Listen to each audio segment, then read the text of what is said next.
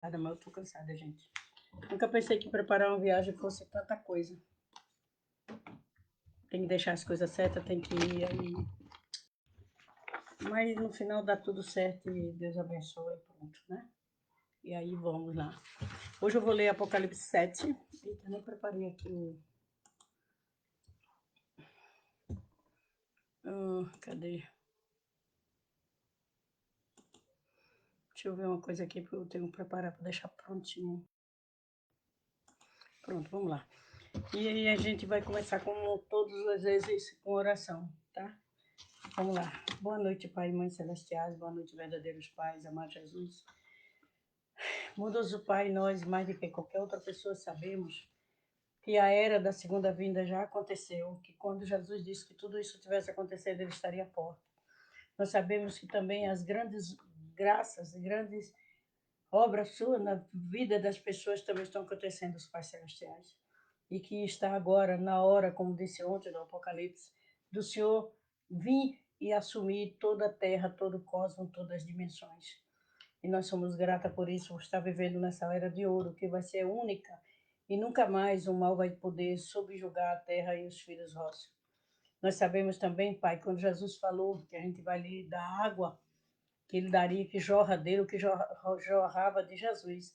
Era palavras de vida, palavras de ensinamento, palavras de santidade, palavras que nos educa a fugir das coisas erradas, dos vícios, das palavras más, do julgamento, da condenação, dos ídolos, das prostituições, das bebidas, das pornografia e outras mais coisas que Jesus nos explicou, nos ensinou e que na segunda vinda fica mais claro ainda.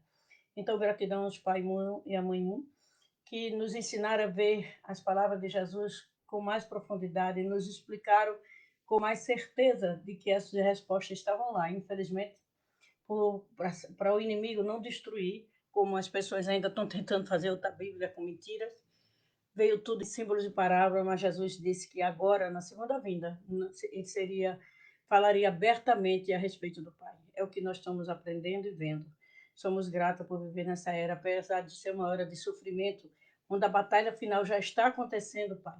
Infelizmente vai ser como disse Jesus na era de Moisés, que tudo estava lá e o povo, quando foi perceber, não tinha mais como entrar na arca sagrada, ou seja, sobre vossa proteção. Como diz Paulo, o selo que o Senhor dá é aquela certeza que nosso espírito, se estiver fora dos erros, estará conectado convosco sobre a vossa proteção e guia. Muito obrigado. Acorda as pessoas, Pai, que estão dentro da comunidade sagrada, as pessoas que já ouviram falar sobre a segunda vinda, aquelas pessoas, Pai, que estão ainda para ser despertadas, desperta enquanto há pouco tempo para isso. Que nós possamos atingir um maior nível de coração para as pessoas colocarem sua vida em xeque-mate, para tirar tudo que está de errado que nossa consciência original nos diz e as palavras do Messias nos ensinam. E agora a mãe Han, a nossa mãe, está explicando claramente, esclarecendo tudo que está dentro do livro sagrado, Pai. Por isso nós pedimos que o Senhor tenha misericórdia daqueles cristãos que verdadeiramente ama Jesus e está tentando viver uma vida correta, santa e digna. Como disse Apocalipse hoje, as pessoas têm que se tornar santas. Por quê? Jesus era santo, mas ele comia, ele brincava, ele ria. Santidade não quer dizer virar salta ou virar... Não, pode fazer tudo. Tudo que é certo você pode fazer. Tudo que não ofende a lei divina. Tudo que não profana seu corpo, sua casa, sua família. Pai Celeste, abençoai e guiai cada um de nós nesse campo em direção de volta à casa original, aqui na terra, como Jesus disse, e depois no céu. Te peço que abençoe todos que vão estar aqui agora e depois. Em nome do Santo Pai, Santo Filho e Santo Espírito Santo, em nome de Jesus, em nosso nome, como uma família que atende a Holy Madre Adjo. Vamos lá.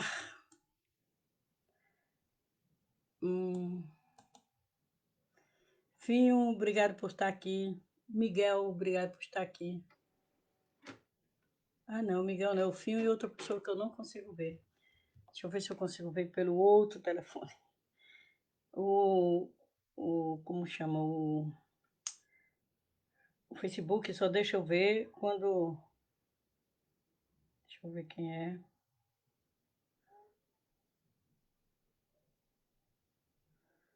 Uhum. Ao vivo ele não deixa não, viu? Eu sei que tem duas pessoas, então muito obrigada. Vamos começar? Apocalipse 7. E depois dessas coisas, falando do que ele falou no 6, vi 4 anjos que estavam sobre os 4 cantos da terra, norte, sul, leste e oeste, né? Como disse antes, que toda palavra seria pregada em todos os lugares e depois viria ao fim. Gente, não é o fim da terra, não. Nem o fim da humanidade, é o fim do mal. Quem tiver tempo de se consertar, ótimo. Quem não tiver, como é que a gente vai fazer, né? Retendo os 4 ventos da terra, para que nenhum vento soprasse sobre a terra, e nem sopro do mar, nem contra as árvores alguma. Mas olhe bem, se ele fizer isso, toda a humanidade morre, inclusive aqueles que estão vivendo e lutando do lado de Deus. Então, olha o que acontece. E vi outro anjo subir do lado do sol nascente, do oriente, e que tinha o selo de Deus vivo. Aí a gente vai ver o que é selo depois, tenha calma. Tenho aqui, vou ler o primeiro só. Ai, Deus. Vamos ver aqui, né? O sol nascente nasce no Oriente, por isso chama, e se põe no Oeste. Nasce do lado. Deixa eu ver. Nasce no Oriente, que chama-se Leste, e se põe no Oeste. Aí, o que é selo? Que ele diz que tem um selo vivo. Ora, isso está em.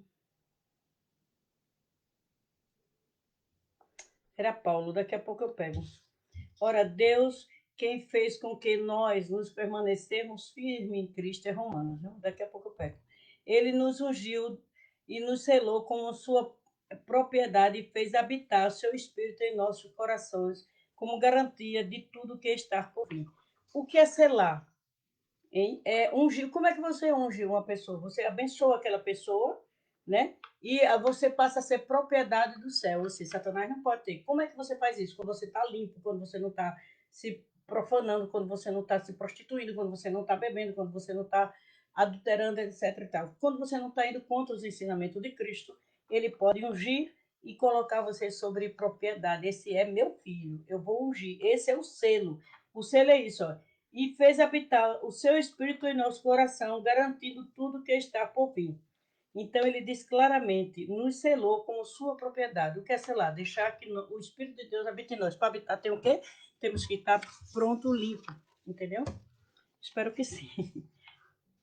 Depois eu dou Romano, que eu esqueci de botar. Aí ele disse, o anjo que veio do Oriente, né? Com o selo de Deus, ou seja, ungido por Deus, que não faz as coisas que o capeta deseja. E clamou com grande voz aos 4 anjos, a quem fora dado o poder de danificar a terra e o mar, dizendo: não danifique a terra, nem o mar, nem as árvores, até que hagemos. Vou botar outra palavra que essa tá bom.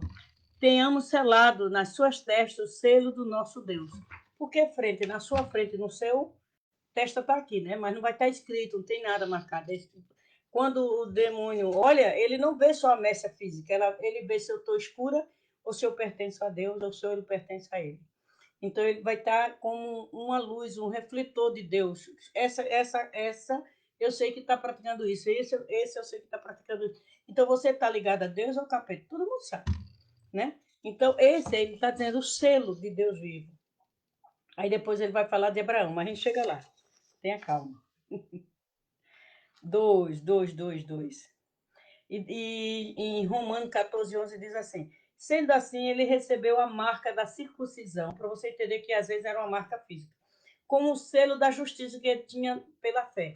Por que a circuncisão era um selo? Porque ele derramava, cortava o preço dos homens, né? Eu esqueci o nome, a pelezinha que tem. E o sangue que caía simbolizava que tinha caído o sangue da queda, e a partir daquele momento ele estava então com o selo de Deus vivo. Mas por quê? Porque era um simbolismo, né? Então a circuncisão, a prática da circuncisão também mostrava que eles estavam obedecendo o que Deus pediu no Velho Testamento pela ignorância do povo, que eles não entendiam. Jesus disse isso, né? O Paulo também diz: o véu cobre os vossos olhos. E hoje é o quê? A gente ainda fez muito jejum, oração e prática diária. Não adianta, como diz aquela música popular, ir à igreja rezar e fazer tudo errado. Não adianta você orar todos os dias e seu coração está longe de Deus, você é uma pessoa má, você é uma pessoa que fala mal dos outros, você é uma pessoa que julga, você é uma pessoa que mente descaradamente, você é uma pessoa que enrola, que fica com a propriedade dos outros. Olha, nem 10 centavos dos outros você pode ficar, nem um tostão, nem um centavo. Por quê? Porque para Deus não é o valor, é o ato. E para Satanás também. O que vai me ligar a Satanás é as coisas erradas que eu fiz. Não importa se foi grande ou pequeno. Cada lacinho que eu. A cada coisa que eu fizer de errado, eu me ligo um lacinho com ele, um fiozinho, então ele pode puxar e me tomar de Deus definitivamente. Aí a culpa é de Deus? Não, é minha, que não fiz as coisas que eu saberia que era para fazer, deixei de fazer e fiz as coisas que agradavam a Satanás. Ok? Então vamos lá. E aqui embaixo diz assim, 2 Coríntios 5:5. Ora, foi Deus mesmo que nos preparou para isso, concedeu-me o Espírito pleno garantido para o que há de vir. Ou seja, como é que Deus prepara eu, você e toda a família? Quando a gente nos liga espiritualmente com Deus, quando a gente deixa nossa mente original, nosso espírito, se guiar pelas coisas da verdade, pelo ensino da verdade. Isso foi quando Jesus estava na Terra e isso é agora com a segunda vinda do Messias, ok? Vou lá para o quarto, versículo 4. E ouvi o número dos selados, eram 144 mil selados. E todas as tribos, são todas as tribos de Israel. Agora vamos ver aqui. 3, número 3. Não, Jesus diz, é Jesus? Deixa eu ver. Minha gente, não é possível que eu engoli de novo. Quando na hora de publicar, eu mostro, tá? Porque tem Gálatas 7. Esse é Gálatas 3, esse versículo. Não, Gálatas 3, versículo 28. Não há judeus, nem grego, nem escravo, nem livre, nem homem ou mulher, porque todos sois em Cristo Jesus. E se sois de Cristo, então sois descendentes de Abraão, em pleno herdeiro de acordo com a promessa. E aí? Quem está em Cristo, quando estiver na segunda vinda, quem estiver cumprindo o que o Messias, ou que o terceiro Adão, ou que a primeira Eva pedir, estará com o selo de dizer, esse daqui me obedece, esse é meu filho, tem piedade filial e me obedece e me honra. Então, ele disse, não é os descendentes de Abraão, que Jesus disse, né, para o povo, se sois descendente de Abraão, eu posso fazer dessa pedra um descendente de Abraão. Por quê? Porque é pelo ensinamento e pela prática da verdade. Ok? Vamos continuar, vamos 4.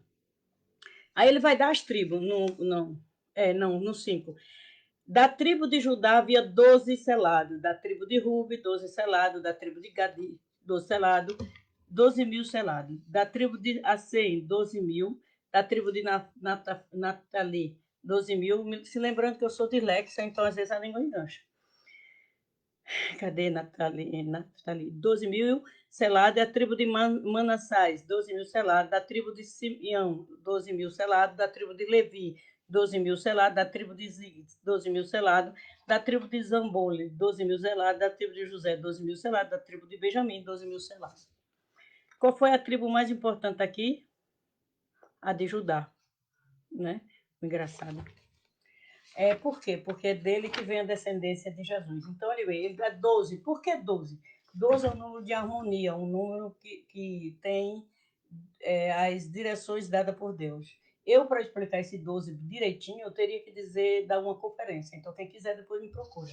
Mas as tribos, como disse aqui embaixo no versículo, não importa quem você é, se você estiver ligado ao Messias, estiver praticando a verdade, se afastando das coisas que Satanás vai lhe oferecer constantemente, até em pensamento, você vai ser selado pela proteção divina por estar conectado aos ensinamentos e prática do Messias, certo?